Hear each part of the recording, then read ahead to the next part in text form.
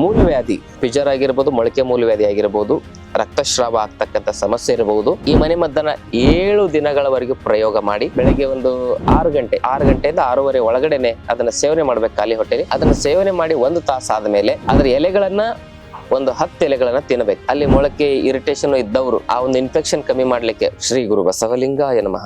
ಓಂ ನಮಃ ಶಿವಾಯ. ಸರ್ವರಿಗೂ ಭಕ್ತಿಯ ಶರಣಾರ್ಥಿ. ನಾನು ನಿಮ್ಮ ಯೋಗ ಗುರು ವೈದ್ಯ ಶ್ರೀ ಚನ್ನಬಸವಣ್ಣ, ಶ್ರೀಗಂಗಾ ಯೋಗ ನಿಸರ್ಗ ಚಿಕಿತ್ಸಾ ಹಾಗೂ ಆಯುರ್ವೇದ ಸಂಶೋಧನಾ ಕೇಂದ್ರ, ಆರೋಗ್ಯ ಮಹಾಮನೆ, ಬೆಂಗಳೂರು, ಹುಬ್ಬಳ್ಳಿ, ದಾಡು ಹತ್ತಿರ, ಮುರ್ಕಟ್ಟಿ. ತಮ್ಮೆಲ್ಲರಿಗೂ ನಮ್ಮ ಯೂಟ್ಯೂಬ್ ಚಾನಲ್ಗೆ ಭಕ್ತಿಯ ಸ್ವಾಗತ.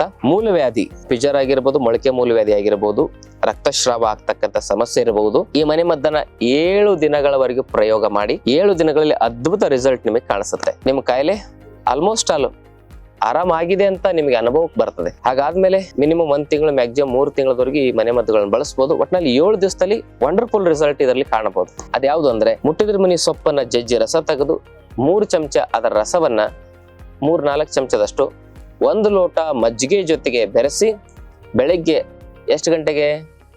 ಬೆಳಗ್ಗೆ ಒಂದು 6 ಗಂಟೆಯಿಂದ 6:30 ಒಳಗಡೆನೆ ಅದನ್ನ ಸೇವನೆ ಮಾಡ್ಬೇಕು ಖಾಲಿ ಹೊಟ್ಟೆಲಿ.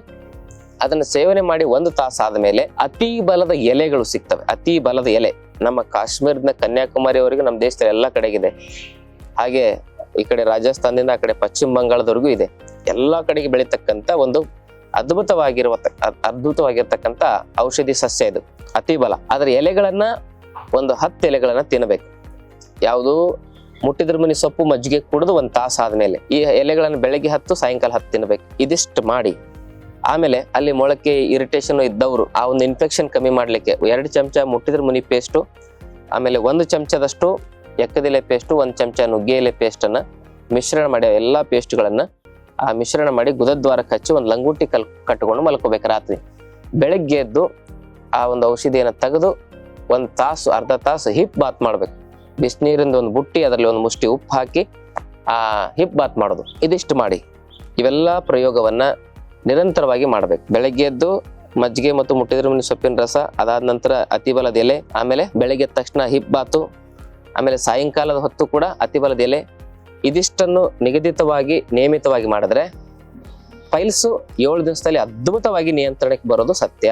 ಈ ಮಾಹಿತಿಯನ್ನು ಎಲ್ಲರಿಗೂ ಶೇರ್ ಮಾಡಿ. ಜೊತೆಗೆ ಪೂರ್ತಿ ಗುಣ ಆಗ್ಬೇಕಂತ ಹೇಳಿದ್ನಲ್ಲ, ಮ್ಯಾಕ್ಸಿಮಮ್ 3 ತಿಂಗಳವರೆಗೆ, ಮಿನಿಮಮ್ 1 ತಿಂಗಳವರೆಗೆ ಇದರ ಪ್ರಯೋಗ ಮಾಡ್ಬೋದು. ಆದರೆ ರಿಸಲ್ಟ್ 7 ದಿವಸದಲ್ಲಿ ಶುರುವಾಗುತ್ತೆ.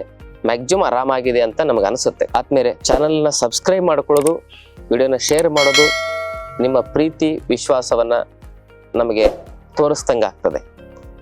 ನಿಮ್ಮ ಪ್ರೀತಿ ವಿಶ್ವಾಸವೇ ನಮಗೆ ಶಕ್ತಿ. ನಿಮ್ಮ ಪ್ರೀತಿ ವಿಶ್ವಾಸದಿಂದನೇ ನಾವು ಇಷ್ಟೊಂದೆಲ್ಲ ಕರ್ನಾಟಕದ ಸುಮಾರು ಎಲ್ಲ ಒಂದು ಮನೆ ಮಾತಾಗ್ಲಿಕ್ಕೆ ನಿಮ್ಮ ಪ್ರೀತಿ ವಿಶ್ವಾಸವೇ ಮುಖ್ಯವಾಗಿರ್ತಕ್ಕಂಥ ಕಾರಣ ಅಂತ ಹೇಳ್ಬೋದು. ಅದಕ್ಕಾಗಿ ತಾವು ನಮ್ಮ ಚಾನಲ್ ಇಷ್ಟುವರೆಗೂ ಬೆಂಬಲಿಸಿದ್ರ, ಇನ್ನೂ ಹೆಚ್ಚು ಜನರಿಗೆ ಇದನ್ನ ಪ್ರಸಾರ ಮಾಡೋದು ತಮ್ಮ ಪ್ರೀತಿ ವಿಶ್ವಾಸಕ್ಕೆ ಒಂದು ಸ್ಫೂರ್ತಿ ಅಂತ ಹೇಳ್ಬೋದು.